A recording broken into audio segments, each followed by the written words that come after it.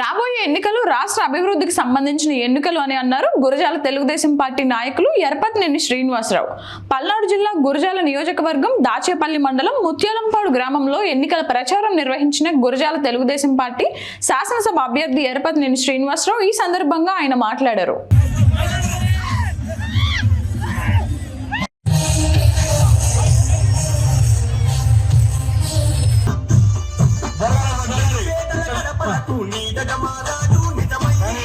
పేరు తెలుగుదేశం పార్టీ.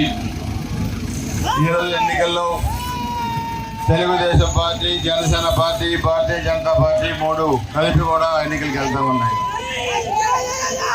ఎల్లుండి రండి, మళ్ళీ పైకి రండి. ఈ ఎన్నికల్లో 5 సంవత్సరాల అరాచక పరిపాలనకి రాష్ట్ర వ్యాప్తంగా 5 కోట్ల ప్రజానీకం ఎల్లుండి వైసీపీ పరిపాలనకి ఎల్లుండి ముగింపు పలకబోతున్నారు. అభివృద్ధి చేయడం తెలియదు, అరాచకం చేయడం మాత్రం వీళ్ళకి బాగా తెలుసు. 151 సీట్లు వచ్చినాయి కదా అని చెప్పి ముఖ్యమంత్రి పదవి చేపట్టిన జగన్మోహన్ రెడ్డి గారు అభివృద్ధి చేయడం మాని పులివెందుల సంస్కృతి రాష్ట్ర వ్యాప్తంగా తీసుకొచ్చారు. దాడులు చేయడం, మనుషుల్ని చంపడం, అక్రమ మైనింగ్ దగ్గర నుంచి ఎన్నో భూముల అక్రమం దగ్గర చాలా నియోజకవర్గాల్లో చేశారు. ఇంకా మా నియోజకవర్గంలో అయితే అడ్డు అదుపు లేకుండా పోయింది. ఎమ్మెల్యేగా కౌన్సిలర్ వచ్చిన తర్వాత 11 మంది ఎస్సీ, ఎస్టీ, బీసీ నాయకులు చనిపోయారు. 14-19 నేను ఎమ్మెల్యేగా ఉన్నప్పుడు, తెలుగుదేశం అధికారంలో ఉన్నప్పుడు నియోజకవర్గంలో ఒక వైసీపీ కార్యకర్త కూడా చనిపోలేదు, దాడులు కూడా జరగల.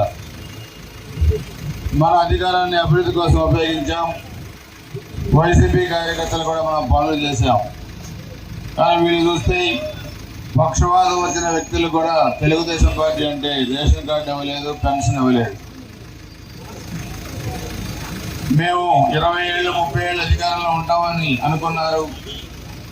అరాచకాలు చేస్తే తెలుగుదేశం జెండా పీకుతామని చెప్పి చివరికి వాళ్ళ జెండానే పీకునే పరిస్థితికి వచ్చారు. ఎల్లుండి రాష్ట్రంలో ఎప్పుడు కూడా మనుషులకి అహంకారం పనికిరాదు. ముఖ్యమంత్రి పదవి చేపట్టిన వ్యక్తులు అందరినీ కూడా కలుపుకోవాలి. ఎన్నికల వరకే రాజకీయాలు. ఎన్నికల తర్వాత పదవులు చేపట్టిన తర్వాత అందరూ ప్రజలు సమానమే. ఇక్కడ ముత్యాలంపాడు గ్రామంలో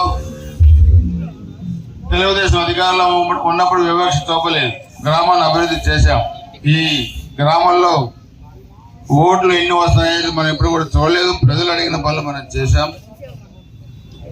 కానీ గవర్నమెంట్ వచ్చిన తర్వాత 11 మంది ఎస్సీ, ఎస్టీ, బీసీ నాయకులు చనిపోయారు. ఎందుకు నేను అడుగుతున్నా? అధికారం కోసం, డబ్బుల కోసం, పదవుల కోసం 11 మందిని చంపితే